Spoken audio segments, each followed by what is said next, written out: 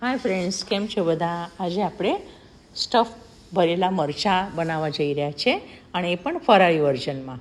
તેના માટે પોપટિયા મરચાં આપણે કહીએ છીએ, એ 100 ગ્રામ જેટલા લીધા છે. ચોખ્ખા ધોઈને કોરા કરીને લીધા છે. એના માટેની ઇન્ગ્રેડિયન્ટ્સ છે કોથમીર, શેકેલા તલનો ભૂકો, ટોપરાનું ચીર, શેકેલા સિંગદાણાનો ભૂકો, અને આ બધા જ મરચાંને મેં સ્લીટ કરીને એના બીજ કાઢી લીધા છે.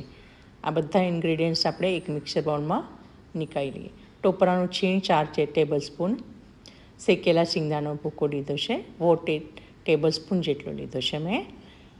શેકેલા તલનો ભૂકો છે એ એડ કર્યું છે. મરચું અને મીઠું, ધાણા જીરું આપ ખાતા હો તો એડ કરી શકો છો. 3 થી 4 ટેબલ સ્પૂન જેટલી કોથમીર લીધી છે, અને 2 ટીસ્પૂન જેટલું મેં શુગર એડ કર્યું છે. આમાં ઓઇલ થોડુંક ઓછું જાય, બિકોઝ આ બધા ઇન્ગ્રેડિયન્ટ્સ છે એ ઓઇલી છે. અને અડધું લીંબુ મેં એડ કર્યું છે એમાં. આ બધા મિક્સરને પ્રોપર મિક્સ કરી લઈએ. આપ જોઈ શકો છો પ્રોપર મિક્સર રેડી થઈ ગયું છે.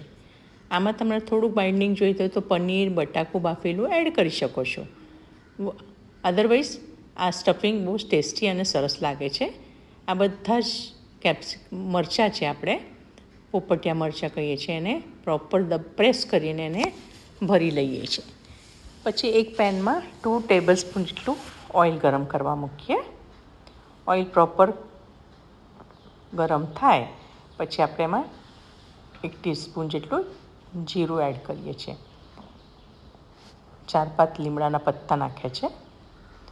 અને આ બધા જ મરચાં પ્રોપર ગોઠવી દેવાના છે કે સ્ટફ કરેલો પાર્ટ છે એ ઉપર રહે એ રીતે.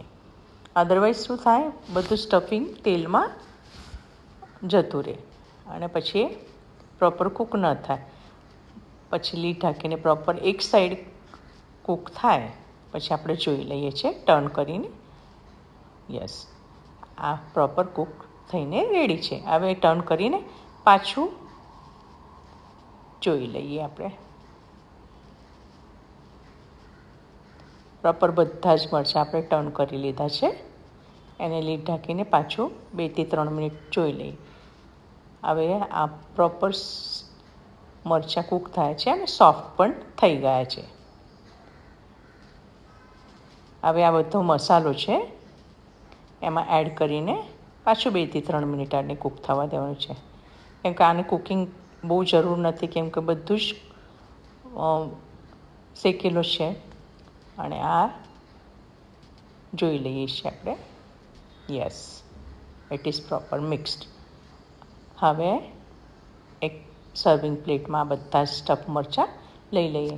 રાજગરાની ભાખરી, પૂરી સાથે આ ખૂબ ટેસ્ટી લાગે છે. બટાકાની શાક હોય, આ સ્ટફ મરચાં હોય, અને રાજગરાની ભાખરી સાથે ખૂબ ટેસ્ટી એવા મરચાં રેડી છે.